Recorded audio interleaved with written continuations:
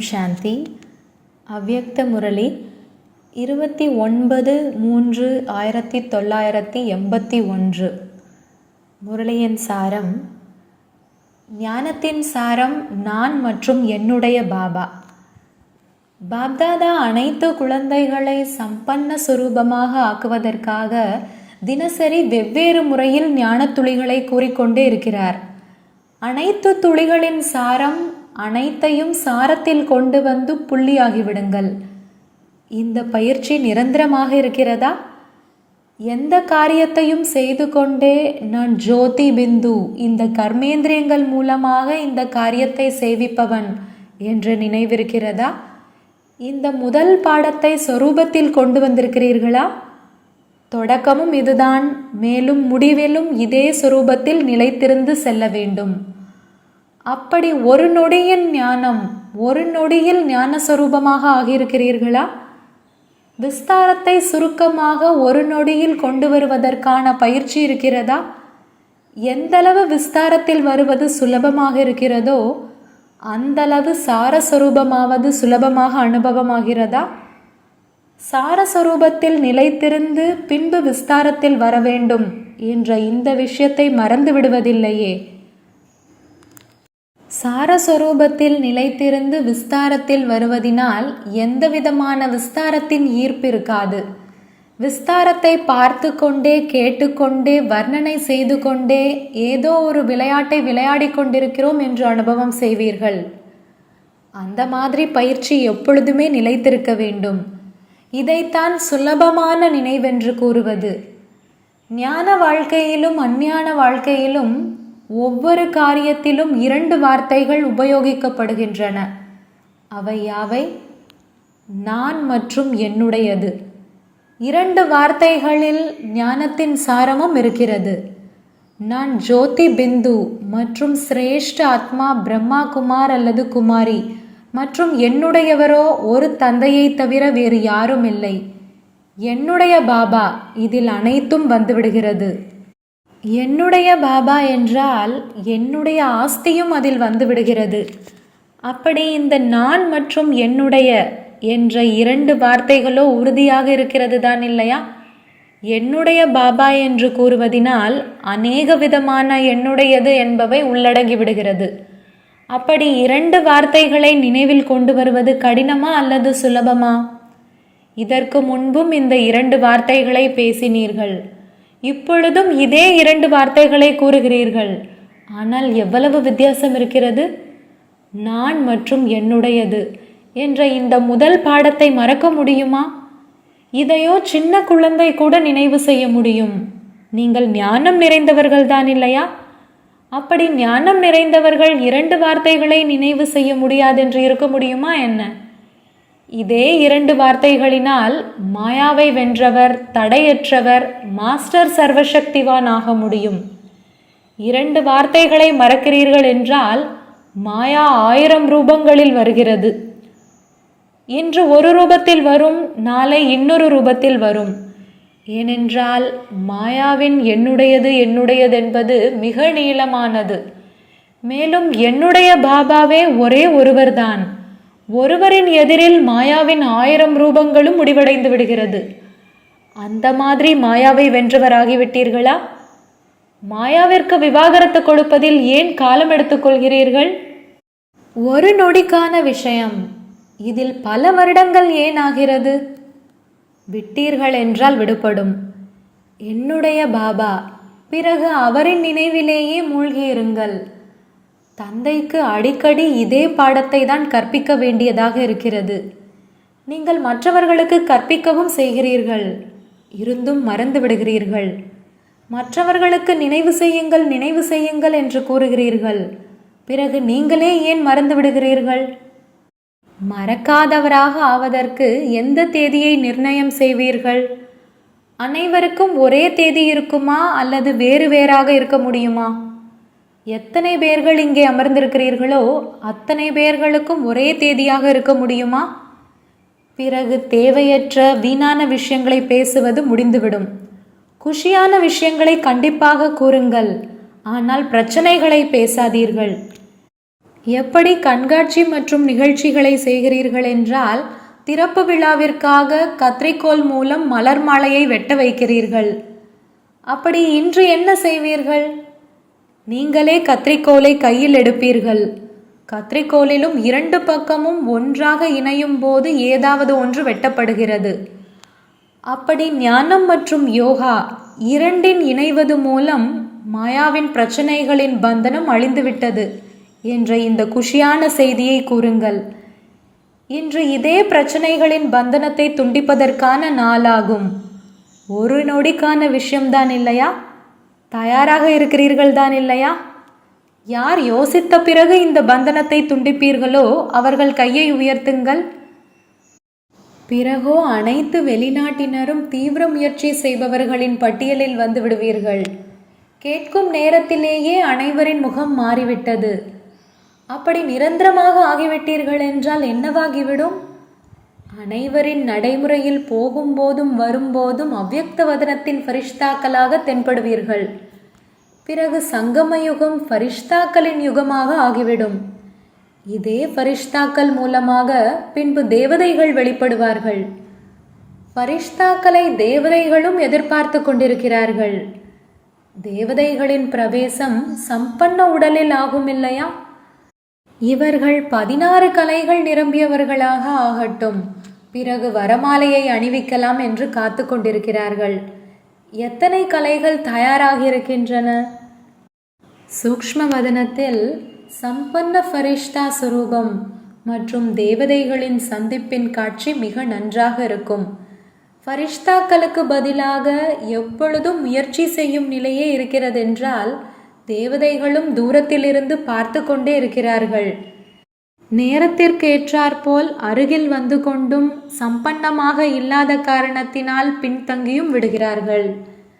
இந்த வரமாலை அணிவிக்கும் தேதியையும் நிர்ணயம் செய்ய வேண்டும். இந்த தேதி எதுவாக இருக்கும்? தேதி நிச்சயிக்கப்படுவதினால் எப்படி லட்சியமோ அப்படி லட்சணம் வந்துவிடுகிறது. அந்த தேதியோ இன்றாக ஆகிவிட்டது. அப்படி இதுவும் அருமையானதாக ஆகிவிட்டதில்லையா? ஏனென்றால் தடையற்றவராகுக என்ற நிலை சிறிது காலம் இடைவிடாதிருக்க வேண்டும். அப்பொழுதுதான் வெகு காலம் தடையற்ற ராஜ்யம் செய்ய முடியும். இப்பொழுதோ பிரச்சனைகள் மற்றும் சமாதானத்தின் ஞானம் நிறைந்தவர்களாகவும் ஆகிவிட்டீர்கள். எந்த விஷயத்தை யாரிடம் கேட்கிறீர்களோ அதற்கு முன்பு ஞானத்தின் ஆதாரத்தினால் இது இந்த மாதிரி இருக்க வேண்டும் என்று புரிந்து கொள்ளவும் செய்கிறீர்கள். மற்றவர்களுக்காக கஷ்டப்படுவதற்கு பதிலாக, நேரத்தை இழப்பதற்கு பதிலாக அதே ஞானத்தின் லைட் மற்றும் மைட்டின் ஆதாரத்தில் ஒரு நொடியில் முடித்துவிட்டு ஏன் முன்னேறி செல்லக்கூடாது? என்ன நடக்கிறது என்றால், மாயா தூரத்திலிருந்தே அந்த மாதிரி நிழல் போடுகிறது. அதன் மூலம் பலமற்றோராக ஆக்கிவிடுகிறது. நீங்கள் அந்த நேரத்திலேயே தொடர்பை சரி செய்யுங்கள். தொடர்பை சரி செய்வதினால் மாஸ்டர் சர்வசக்திவானாக இயல்பாகவே ஆகிவிடுவீர்கள். மாயா தொடர்பை தான் தொய்வாக்குகிறது. அதன் பாதுகாப்பை மட்டும் செய்யுங்கள். எங்கேயோ தொடர்பு தொய்வான காரணத்தினால்தான் பலமின்மை வந்திருக்கிறது என்று புரிந்து கொள்ளுங்கள். என்னானது, ஏனானது என்று இதை யோசிக்காதீர்கள். ஏன் என்பதற்கு பதிலாக தொடர்பையே சரி செய்து விட்டீர்கள் என்றால் அனைத்தும் முடிந்துவிடும். சகயோகத்திற்காக நேரம் கொடுங்கள். அது ஒன்றும் பாதகமில்லை. யோகத்தின் வாயுமண்டலம் வைப்ரேஷனை உருவாக்குவதற்காக சகயோகத்தை எடுத்துக்கொள்ளுங்கள். மற்றபடி மற்ற வீணான விஷயங்கள் பேசுவது மற்றும் விஷயத்தின் விஸ்தாரத்தில் செல்வது, இதற்காக யாருடனும் ஒத்துப்போகாதீர்கள். அது நற்சிந்தனையாளராக ஆக்கிவிடும். இதுவோ பரசிந்தனை ஆகிவிடும். அனைத்து பிரச்சனைகளுக்குமான மூல காரணம் தொடர்பு தொய்வாகுவது. இந்த ஒரு விஷயம்தான் இருக்கிறது. நாடகத்தில் எனக்கு இல்லை, எனக்கு சகயோகம் கிடைக்கவில்லை, எனக்கு உரிய இடம் கிடைக்கவில்லை என்ற இவை அனைத்தும் வீணான விஷயங்கள். அனைத்துமே கிடைத்துவிடும். நீங்கள் தொடர்பை சரியாக வைத்தீர்கள் என்றால் அனைத்து சக்திகளும் உங்கள் எதிரில் சுற்றி கொண்டே இருக்கும். எங்காவது செல்வதற்கு கூட நேரமே கிடைக்காது. பாப்தாதாவின் எதிரில் சென்று அமர்ந்து விட்டீர்கள் என்றால் தொடர்பை இணைப்பதற்காக பாப்தாதா உங்களுடைய சகயோகி ஆகிவிடுவார். ஒருவேளை ஓரிரு வினாடி அனுபவமாகவில்லை என்றாலும் குழப்பமடைந்து விடாதீர்கள். துண்டிக்கப்பட்டிருக்கும் தொடர்பை இணைப்பதில் ஒரு வினாடி அல்லது நிமிடமும் ஆகலாம். எனவே தைரியத்தை இழக்காதீர்கள். நிச்சயம் என்ற அஸ்திவாரத்தை அசைக்காதீர்கள். மேலும் நிச்சயத்தை இன்னும் அதிகமாக பரிபக்குவமாக்குங்கள். பாபா என்னுடையவர், நான் பாபாவினுடையவன் என்ற இதே ஆதாரத்தினால் நிச்சயத்தின் அஸ்திவாரத்தை இன்னும் உறுதியாக்குங்கள். தந்தையையும் தன்னுடைய நிச்சயத்தின் பந்தனத்தில் கட்டி போட முடியும். தந்தையும் செல்ல முடியாது. இந்தளவு அதிகாரம் குழந்தைகள் உங்களுக்கு இந்த நேரம் கிடைத்திருக்கிறது. அதிகாரத்தை, ஞானத்தை உபயோகியுங்கள். குடும்பத்தின் சகயோகத்தை உபயோகியுங்கள். புகார் எடுத்துக்கொண்டு இங்கு வராதீர்கள். சகயோகம் வேண்டும் என்று கேட்காதீர்கள். நிகழ்ச்சியை நிர்ணயம் செய்யுங்கள். என்ன செய்வேன், எப்படி செய்வேன் என்று பயப்படாதீர்கள். ஆனால் சம்பந்தத்தின் ஆதாரத்தில், சகயோகத்தின் ஆதாரத்தினால் செல்லுங்கள். புரிந்ததா? ஒரு நொடியில் கீழே இறங்குவது, ஒரு நொடியில் மேலே செல்வது என்ற இந்த சமஸ்காரத்தை மாற்றம் செய்யுங்கள். இரட்டை வெளிநாட்டினர் கீழே இறங்குவதிலும் விரைவாக இறங்கி விடுகிறார்கள், மேலே செல்வதிலும் விரைவாக சென்று விடுகிறார்கள். நடனமும் அதிகம் ஆடுகிறார்கள், ஆனால் பயப்படும் நடனத்தையும் நன்றாக ஆடுகிறார்கள். இப்பொழுது இதையும் பரிவர்த்தனை செய்யுங்கள். நீங்கள் மாஸ்டர் ஞானம் நிறைந்தவர்கள். பிறகு இந்த நடனத்தை ஏன் ஆடுகிறீர்கள்? உண்மை மற்றும் தெளிவு என்ற லிஃப்டின் காரணமாக முன்னேறி கொண்டும் இருக்கிறீர்கள். இந்த விசேஷம் நம்பர் 1 இருக்கிறது. இந்த விசேஷத்தை பார்த்து பாப்தாதா குஷியடைகிறார். இப்பொழுது பயப்படும் நடனத்தை மட்டும் விட்டுவிட்டீர்கள் என்றால் மிக வேகமாக முன்னேறி செல்வீர்கள். வரிசை எண்ணை மிக முன்னுக்கு எடுத்து விடுவீர்கள். இறுதியில் வந்தவரும் வேகமாக செல்வார், வேகமாக சென்று முதலில் வருவார் என்ற இந்த விஷயமோ அனைவருக்கும் உறுதியாக இருக்கிறது தான் இல்லையா? குஷியின் நடனத்தையோ வேண்டுமென்றால் நன்றாக ஆடுங்கள். தந்தையின் கையை விடுகிறீர்கள் என்றால் இவர் எங்கே போய்க் கொண்டிருக்கிறார் என்று தந்தைக்கும் பிடிப்பதில்லை. தந்தையின் கையோடு கை சேர்ந்திருந்ததென்றால் பிறகு பயப்படும் நடனமோ இருக்கவே முடியாது. மாயாவின் கரத்தை எப்பொழுது பிடிக்கிறீர்களோ அப்பொழுதுதான் அந்த நடனம் இருக்கிறது. தந்தைக்கு உங்கள் மேல் அந்தளவு அன்பு இருக்கிறது. அதன் காரணமாக நீங்கள் இன்னொருவருடன் செல்வதை பார்க்கவும் முடியாது. எவ்வளவு அலைந்து திரிந்து கடினங்களை சந்தித்து பிறகு தந்தையிடம் வந்து சேர்ந்திருக்கிறீர்கள் என்று தந்தை தெரிந்திருக்கிறார் என்றால் குழப்பமடைய எப்படி விடுவார்? சாக்கார ரூபத்திலும் நீங்கள் பார்த்திருக்கிறீர்கள். ஸ்தூலமாகவும் குழந்தைகள் எங்காவது செல்கிறார்கள் என்றால் பாப்தாதா குழந்தைகளிடம் வா குழந்தையே, வா குழந்தையே என்று கூறினார். எப்பொழுது மாயா தன்னுடைய ரூபத்தை காண்பிக்கிறதென்றால் இந்த வார்த்தையை நினைவு செய்யுங்கள். அமிர்த வேலையின் நினைவை சக்திசாலியாக ஆக்குவதற்காக முதலில் தன்னுடைய சொரூபத்தை சக்திசாலி ஆக்குங்கள். புள்ளி ரூபமாக ஆகி அமர்ந்தாலும் சரி அல்லது ஃபரிஷ்தா ரூபத்தில் அமர்ந்தாலும் சரி. என்ன காரணம் என்றால் சுயம் தன்னுடைய ரூபத்தை மாற்றுவதில்லை. தந்தையை மட்டும் அந்த ரூபத்தில் பார்க்கிறீர்கள். தந்தையை புள்ளி ரூபத்தில் அல்லது ஃபரிஷ்தா ரூபத்தில் பார்ப்பதற்கு முயற்சி செய்கிறீர்கள்.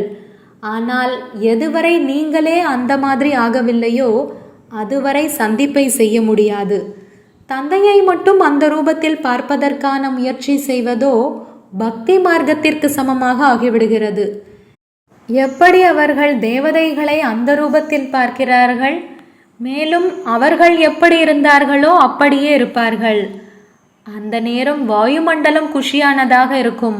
கொஞ்ச நேரத்திற்கு பிரபாவம் ஏற்படும், ஆனால் அந்த அனுபவம் ஆவதில்லை. எனவே முதலில் சுயஸ்வரூபத்தை மாற்றுவதற்கான பயிற்சி செய்யுங்கள்.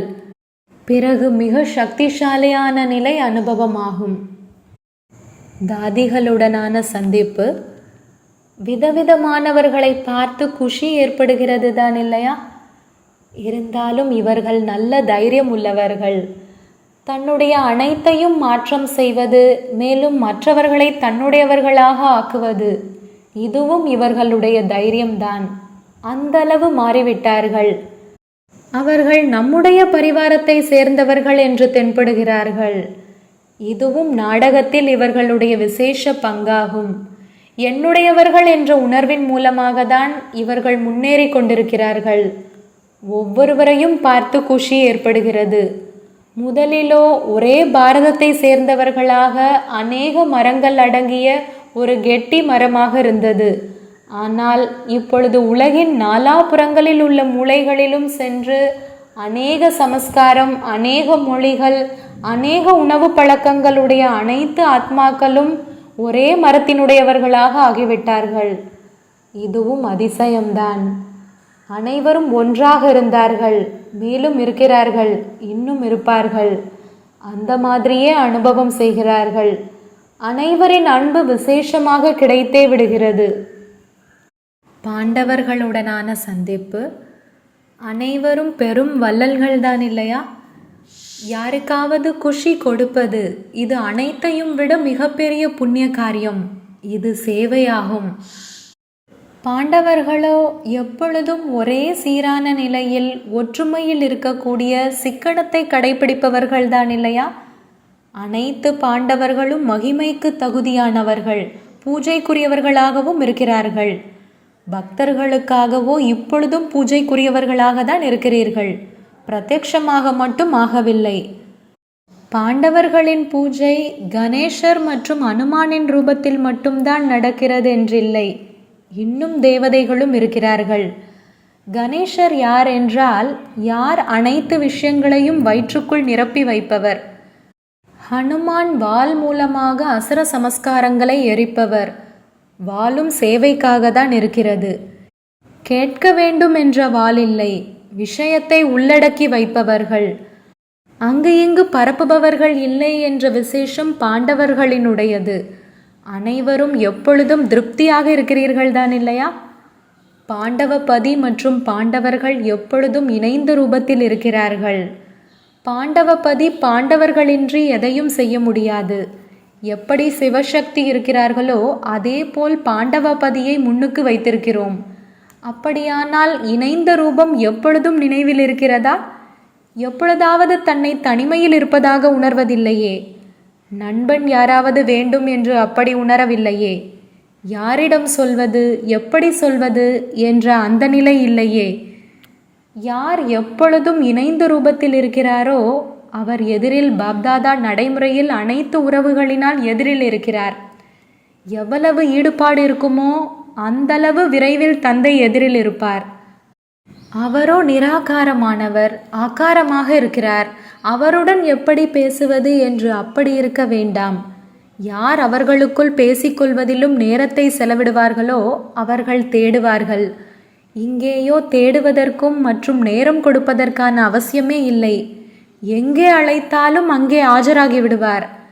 எனவேதான் அழைத்தேன் வந்தார் என்று கூறுகிறார்கள். அந்த மாதிரி அனுபவம் ஆகிறதா? இப்பொழுது நாளாக நாளாக எப்படி நடைமுறையில் இன்று பாப்தாதா வந்தார், எதிரில் வந்து கையை பிடித்தார், புத்தியால் அல்ல கண்களால் பார்ப்பீர்கள். அனுபவம் ஏற்படும். அந்த மாதிரி அனுபவத்தை ஏற்படுவதை நீங்கள் பார்ப்பீர்கள். ஆனால் இதில் ஒரு தந்தையை தவிர வேறு யாரும் இல்லை என்ற பாடம் மட்டும் உறுதியாக இருக்க வேண்டும். எப்பொழுதாவது எல்லைக்குட்பட்ட வைராகியம் வருவதில்லையே. எல்லைக்கு அப்பாற்பட்ட வைராகியமோ இருக்க வேண்டும். அனைவரும் யக்ய சேவையின் பொறுப்பென்ற சவாலை எடுத்துக்கொண்டீர்கள். இப்பொழுது நாம் அனைவரும் ஒருவர். நம் அனைவரின் அனைத்து காரியமும் ஒன்று என்பது மட்டும் நடைமுறையில் தென்பட வேண்டும். இப்பொழுது ஒரு ரெக்கார்டை தயார் செய்ய வேண்டும். அது என்ன? அந்த ரெக்கார்ட் வாயினுடையதல்ல. ஒவ்வொருவருக்கும் ரெக்கார்ட், மரியாதை கொடுப்பதின் ரெக்கார்ட். இந்த ரெக்கார்ட், அதாவது இசைத்தட்டு தான் நாலாபுறங்களிலும் ஒலிக்கும். மரியாதையை கொடுக்க வேண்டும், மரியாதையை பெற வேண்டும். சிறியவர்களுக்கும் மரியாதை கொடுக்க வேண்டும், பெரியவர்களுக்கும் கொடுக்க வேண்டும். இந்த மரியாதையை கொடுக்கும் இசைத்தட்டு உருவாக வேண்டும். இப்பொழுது நாலாபுறங்களிலும் இந்த இசைத்தட்டிற்கான அவசியம் இருக்கிறது. சுய முன்னேற்றம் மற்றும் உலக முன்னேற்றம் இரண்டிற்குமான திட்டம் சேர்ந்தே இருக்க வேண்டும். தெய்வீக குணங்களின் மகத்துவத்தை சிந்தனை செய்யுங்கள். ஒவ்வொரு குணத்தையும் கடைபிடிப்பதில் என்ன பிரச்சனை வருகிறது என்று சிந்தியுங்கள். அதை அகற்றிவிட்டு குணத்தை கடைபிடித்து நாலாபுறங்களிலும் அனைவரும் அனுபவம் செய்யும் அளவிற்கு நறுமணத்தை பரப்புங்கள். புரிந்ததா? வரதானம். ஒரே பலம் மற்றும் ஒரே ஒருவர் மேல் உள்ள நம்பிக்கையின் ஆதாரத்தில் அடைய வேண்டிய இலக்கை அருகில் அனுபவம் செய்யக்கூடிய தைரியம் உள்ளவர்கள் ஆகுக. உயர்ந்த இலக்கை சென்றடைவதற்கு முன்பு சூறாவளி புயல் வரத்தான் செய்யும். படகு அக்கறை செல்வதற்கு முன்பு இடையில் நீர்ச்சுழிகளை கடந்து செல்லத்தான் வேண்டும். எனவே அவசரத்தில் பயப்படாதீர்கள், களைப்படையாதீர்கள் மற்றும் நிற்காதீர்கள். துணைவனை துணையாக வைத்து கொண்டீர்கள் என்றால் ஒவ்வொரு கடினமும் சுலபமாகிவிடும். தைரியம் உள்ளவராகி தந்தையின் உதவிக்கு பாத்திரமானவராகுங்கள். ஒரே பலம் ஒரே நம்பிக்கை என்ற இந்த பாடத்தை எப்பொழுதும் உறுதியாக வைத்து கொண்டீர்கள் என்றால் இடையில் உள்ள நீர்ச்சுழிகளை சுலபமாக கடந்து சென்று விடுவீர்கள். பிறகு அடைய வேண்டிய இலக்கு அருகில் அனுபவமாகும். ஸ்லோகன். யார் இயற்கையையும் சேர்த்து ஒவ்வொரு ஆத்மாவிற்காகவும் சுபபாவனை வைக்கிறாரோ அவர்தான் உலகிற்கு நன்மை செய்பவர். ஓம் சாந்தி. तो बच्चों को तो सर्विस करनी है. जो बाबा कहते हैं सबको ये बताओ कि देखो तुम्हारा एम एंड ऑब्जेक्ट ये है. एक गीता है बगैर ये राजयोग है ना. बच्चे कैसे है राजयोग? बिल्कुल सहज है कि बाप को याद करो तो ये वैसा मिलेगा तुमको. ओम शांति.